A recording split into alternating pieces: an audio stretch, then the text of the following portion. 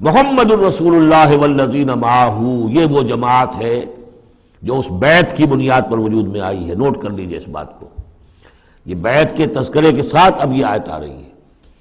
محمد الرسول اللہ صلی اللہ علیہ وسلم ایک بیعت تو وہ لیتے تھے کہ جو کوئی ایمان لاتا تھا ایمان کی بیعت، لیکن جو آپ نے اہل مکہ سے کبھی نہیں لی، بلکہ وہاں تو جس نے بھی کہہ دیا اشہد ان لا الہ الا اللہ واشہد ان محمد رسول اللہ، کوئی فارمل ڈیکلریشن، کوئی اور اس کے لیے کوئی سمبولک کوئی اقدام نہیں تھا، الا یہ کہ کوئی باہر سے آتا تھا تو بیعت ہوتی تھی۔ اس کے بعد آپ نے بیعت مکے میں دو لی ہیں، بیعت عقبہ اولیٰ، بیعت عقبہ ثانیہ۔ اور بیعت عقبہ ثانیہ کی بیعت وہ ہے کہ جس سے اب وہ ایک جماعتی شکل بنی ہے، اس لیے کہ اس کے الفاظ کیا ہیں، متفق علیہ روایت ہے، یہ بخاری اور مسلم دونوں میں، راوی اس کے حضرت عبادہ بن ثابت ہے رضی اللہ تعالیٰ عنہ۔ وہ بیعت کیا تھی؟ بایعنا رسول اللہ صلی اللہ علیہ وسلم علی السمع والطاعۃ فی العسر والیسر والمنشط والمکرہ وعلی عثرۃ علینا وعلی لا ننازع الامر اہلہ وعلی ان نقول بالحق اینما کنا لا نخاف فی اللہ لومۃ لائم۔ ہم نے بیعت کی تھی اللہ کے رسول سے کہ آپ کا ہر حکم سنیں گے اور مانیں گے، اطاعت کریں گے، فی العسر والیسر، خواہ مشکل ہو اور خواہ آسانی ہو، والمنشط والمکرہ، خواہ ہماری طبیعت آمادہ ہو خواہ ہمیں اپنی طبیعتوں پر جبر کرنا پڑے،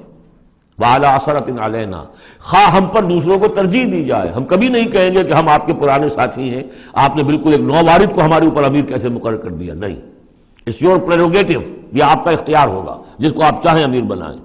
وعلیٰ اللہ ننازع الامر اہلہ، جنہیں آپ والی امر بنا دیں گے، امیر بنا دیں گے، ان سے بھی ہم جھگڑیں گے نہیں، ان سے تعاون کریں گے، ان کی اطاعت کریں گے۔ جیسے کہ ایک اور حدیث میں حضور نے فرمایا من اطاعنی فقد اطاع اللہ ومن عصانی فقد عصی اللہ، جس نے میری اطاعت کی اس نے اللہ کی اطاعت کی، اور جس نے میری نافرمانی کی اس نے اللہ کی نافرمانی کی۔ ومن اطاع امیری فقد اطاعنی،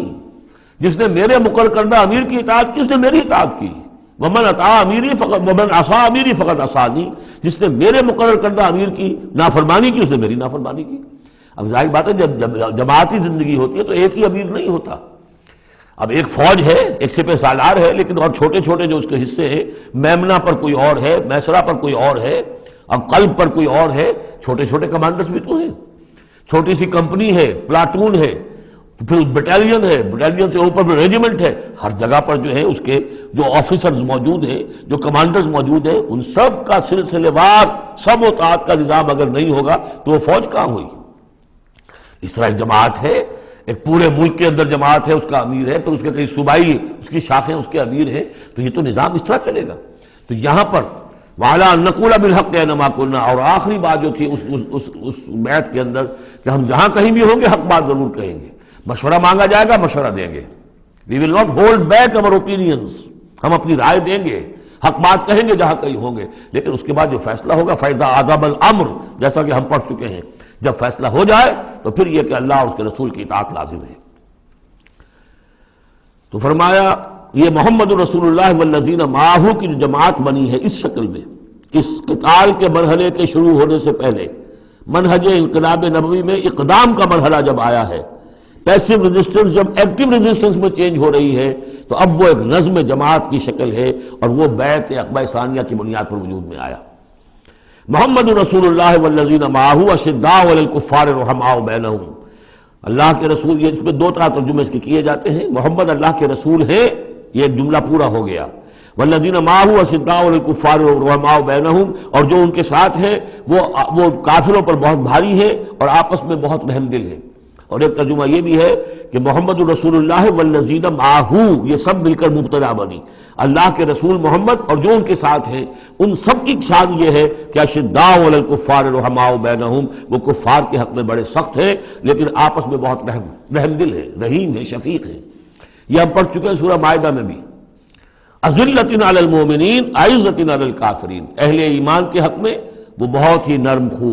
ہو، حلقہ یاراں تو بریشم کی طرح نرم، رزم حق و باطل ہو تو فولاد ہے مومن۔ یہ شان جو ہے بندہ مومن کی قرآن مجید میں دو جگہ آئی ہے۔ تراہم رکعاً سجدا یبتغون فضلا من اللہ ورضوانا، تم دیکھو گے ان کو کبھی سجدے میں گرے ہوئے ہوں گے اور کبھی رکوع کر رہے ہوں گے، وہ اپنے رب کے فضل کے متلاشی رہتے ہیں ہر دم ہر آن، اور اللہ کی رضا چاہتے ہیں۔ سیماہم فی وجوہہم من اثر السجود، اور ان کی جو نشانی ہے وہ ان کے چہروں میں جو اثرات پیدا ہوتے ہیں سجدے سے، سجدے سے عام طور پر تو خیال یہ ہوتا ہے کہ یہی جو گھٹا پڑ جاتا ہے یہی سجدے کا نشان ہے، لیکن اس کے علاوہ بھی نمازیوں کے چہرے میں ان کی نماز کی ایک کیفیت ہوتی ہے، نورانیت ہوتی ہے کہ جو ان کے چہروں کے اندر موجود ہوتی ہے۔ ذالک مثلہم فی التوراۃ، یہ ہے ان کی مثال اور تمثیل جو تورات میں آئی تھی، وہ مثلہم فی الانجیل، اور انجیل میں جو ان کی مثال دی گئی تھی وہ یہ ہے کزرع اخرج شطأہ، جیسے ایک کھیتی وہ اپنا پٹھا نکالتی ہے، فآزرہ، پھر اسے گاڑھا کرتی ہے، فاستغلظ، اور فاستوى، اس کو مضبوط کرتی ہے اور پھر اسے گاڑھا کرتی ہے، فاستوى علی سوقہ، پھر اپنی نال پر کھڑی ہو جاتی ہے۔ چھوٹی سی کوئی کوپل پھوٹتی ہے، پھر وہ بڑھتی ہے، نرم سی ہے، پھر ذرا اس کا جو تنا بنتا ہے اس کے اوپر پھر کھڑی ہو جاتی ہے سیدھی۔ یہ جس طریقے سے درجہ بدرجہ یہ جو زراعت ہو رہی ہے، یہ کھیتی ہو رہی ہے، اس کا نتیجہ کیا نکلتا ہے؟ یعجب الزراع، جو زراعت کرنے والا ہے، جو کاشتکار ہے، اسے بڑی بھلی لگتی ہے۔ آیا آج دیکھا اپنی کھیتی کو اپج آئی ہے، نکل آئی ہے، اس کے بعد یہ کیا بڑھ رہی ہے، پک رہی ہے، اب کھیتی لہرا رہی ہے، اس کے اوپر سٹے آ گئے ہیں۔ یعجب الزراع لیغیظ بہم الکفار، تاکہ اس سے دل جلے کافروں کا۔ اب یہاں اس سے واضح ہو گیا یہاں زراع کون ہے؟ یہ کھیتی صحابہ کرام کی کھیتی ہے جو پھل رہی ہے، پھول رہی ہے، اور اس کا کاشتکار کون ہے؟ محمد الرسول اللہ صلی اللہ علیہ وسلم۔ تب حضور کے ساتھ آپ کو معلوم ہے کہ جب انتقال ہوا ہے ابو طالب کا تو وہ مشکل 125 آدمی تھے، 150 آدمی تھے۔ آپ کی ایسی پوزیشن بھی نہیں تھی کہ اپنے بل پر مکے میں رہ سکتے، اس لیے طائف گئے تھے، کوئی آلٹرنیٹ بیس مل جائے میں وہاں منتقل کر دوں اپنی اس دعوت کا اور اپنی اس تحریک کا مرکز۔ لیکن یہ کہ وہاں سے خالی ہاتھ آنا پڑا تھا۔ ایک وہ دور تھا کہ جس میں پھر ایک مشرک کی امان لے کر مکے میں داخل ہو سکے، مطعم بن عدی کی۔ آج ایک دور یہ ہے کہ 1400 یا 1800 آدمی جو ہیں وہ بیعت موت کی ہے انہوں نے، اور ان کو اس پر جو ہے ملال ہے کہ دم کر صلح کیوں کی ہے۔ ان کی جو حمیت ایمانی ہے اور غیرت ایمانی ہے وہ ملال اس پر ہے، وہ جان بچنے کی کوئی خوشی نہیں ہے انہیں، وہ تو کہہ کہ ہم نے دم کر کیوں صلح کریں، ہم اپنی جانیں دینے کے لیے تیار ہیں۔ کھیتی جو ہے اپج رہی ہے، تو فرمایا کزرع اخرج شطأہ فآزرہ فاستغلظ فاستوى علی سوقہ یعجب الزراع لیغیظ بہم الکفار وعد اللہ الذین آمنوا وعملوا الصالحات منہم مغفرۃ واجرا عظیما۔ اللہ نے وعدہ کیا ہے ان لوگوں سے جو ایمان لائے اور نیک عمل کیے، ان میں سے جو واقعتاً جنہوں نے ایمان اور عمل صالح کا حق ادا کر دیا کہ ان کے لیے مغفرت بھی، اجر عظیم بھی ہے۔ یہاں جو مولانا عثمانی صاحب نے حاشیہ لکھا مجھے بہت پسند آیا کہ اگرچہ حضور کے سارے ساتھی جو ہیں وہ سب کے سب وہی تھے کہ جو ایمان اور عمل صالح کا حق ادا کر چکے تھے، پھر بھی منہم کی ایک قید لگا کر گویا کہ ان کو یہ بات بتا دی گئی ہے کہ اصل معاملہ ہے کہ موت تک انسان قائم رہے اس پر، مبادا بعد میں کہیں کسی کے اندر کوئی تزلزل پیدا ہو جائے، ورنہ یہ کہ اگر کسی کو اس طرح کا یقین دلا دیا جائے تو اس سے تو یہ کہ پھر اطمینان پیدا ہو جائے گا۔ ہونا یہ چاہیے کہ آخری وقت تک ڈرتا رہے آدمی، بین الخوف والرجا کی کیفیت رہے کہ کہیں ایسا نہ ہو کہ میں پھر کہیں آج جس مقام پر اللہ نے مجھے پہنچا دیا ہے کہیں پاؤں پھسل جائے۔ مغفرت و اجر عظیم کا اللہ نے وعدہ فرمایا۔ اب یہ سورہ مبارکہ آ گئی سورۃ الحجرات۔ میں ابتدا میں عرض کر چکا ہوں کہ اس کی حیثیت ایک ضمیع میں کی ہے، جوڑا ہے سورہ فتح اور سورہ محمد، اور وہ بالکل اپنے اس کے ترتیب کے اعتبار سے بالکل صحیح جوڑا ہے۔ یہ در حقیقت سمجھیے کہ سورہ فتح کی چند آیات کی مزید وضاحت ہے۔ مثلا سورہ فتح میں ہم نے یہ پڑھا تھا وَلِتُعَزِّرُوهُ وَتُوَقِّرُوهُ، اللہ کے رسول کی تعظیم، توقیر، ان کی مدد، ان کی نصرت، یہ تمہارے لیے لازم ہے۔ پھر ہم نے ابھی پڑھا اہل ایمان کے لیے تمہیں رحم دل ہونا چاہیے، اہل ایمان کے لیے تمہارا طرز عمل جو ہے وہ بہت ہمدردانہ، نیک، بھلائی کا، خیر خواہانہ ہونا چاہیے۔ یہ ساری چیزیں جو ہے اس میں اب سامنے آ رہی ہیں۔ اور دوسرے یہ کہ یہ جو اب دین کے غلبے کی جد و جہد ہے اس کے لیے جہاد کی اہمیت کیا ہے دین کے اندر، اس کی اصل حیثیت کیا ہے، اس کو بھی اس سورہ مبارکہ میں واضح کیا گیا۔ تو سورہ حجرات کل 18 آیات ہیں، 2 رکوعوں پر مشتمل ہے، لیکن جیسا کہ میں نے عرض کیا تھا مسلمانوں کی جو اجتماعی زندگی، معاشرتی زندگی ہونی چاہیے، مسلمانوں کا مسلمانوں کے ساتھ کیسا سلوک ہونا چاہیے، مسلمانوں کا کیا رویہ ہونا چاہیے محمد الرسول اللہ صلی اللہ علیہ وسلم کے ساتھ، اور پھر یہ کہ اسلامی ریاست کی بنیاد کیا ہے، دستوری بنیاد کیا ہے، اور اس کی اصل میں اساس جو ہے وہ کس چیز پر قائم ہے، یہ ساری چیزیں اس سورہ مبارکہ میں بیان ہوئی ہیں۔ بسم اللہ الرحمن الرحیم یا ایھا الذین آمنوا لا تقدموا بین یدی اللہ ورسولہ واتقوا اللہ ان اللہ سمیع علیم۔ اہل ایمان مت آگے بڑھو اللہ اور اس کے رسول سے، اور اللہ کا تقوی اختیار کرو، اللہ سب کچھ سننے والا ہے، سب کچھ جاننے والا ہے۔ یہ پہلی آیت جو ہے یہ گویا کہ ہر اسلامی ریاست کی دفعہ نمبر 1 ہے، یا ہم یہ کہہ سکتے ہیں دفعہ نمبر 1 تو یہ ہو کہ یہاں حاکمیت اللہ کی ہے، لیکن حاکمیت اللہ کی کیسے یہاں پر ہوگی؟ تنفیذ یہ ہے کہ اللہ اور اس کے رسول نے جو حدود قائم کر دی ان سے تجاوز نہیں ہوگا۔ چنانچہ یہ دفعہ ہمارے ہر دستور میں موجود رہی ہے، no legislation will be done repugnant to the Quran and the Sunnah, یہ موجود ہے، لیکن ایک ہاتھ سے یہ دفعہ یعنی اسلام ڈال کر اور دوسرے ہاتھ سے نکال لیا گیا۔ ایک آئیڈیولوجیکل کونسل بنا دی گئی ہے، وہ غور کرتی رہے گی، کوئی قانون کوئی خلاف ہے اگر اسلام کے تو وہ رپورٹ پیش کرتی رہے گی، سال بسال رپورٹیں آتی رہیں گی۔ کوئی لازم نہیں ہے دستور کی روح سے کہ ان کی دی ہوئی رپورٹ پر عمل بھی ہوگا، لہذا وہ الماریوں پر الماریاں بھرتی رہیں۔ کام ہوا ہے، محنتیں ہوئی ہیں، کوششیں ہوئی ہیں، ان میں ایک بڑی اچھی محنت ہوئی تھی جو اقتصادیات کے بارے میں ہوئی تھی کہ سود کے بغیر کیسی بینکنگ کا نظام قائم کیا جائے، اس میں بڑی محنت ہوئی ہے، لیکن دستور میں کوئی گارنٹی نہیں ہے کہ اس آئیڈیولوجیکل کونسل کی کوئی سفارشات لازماً وہ ان کی تنفیذ بھی ہوگی۔ تو معلوم ہوا کہ وہ بس ایک ایکسرسائز ان فیوٹیلیٹی ہے اکثر و بیشتر۔ تو فرمایا پہلی بات تو یہ طے کر لو کہ اللہ کا حکم اور اس کے رسول کا حکم، کتاب اور سنت،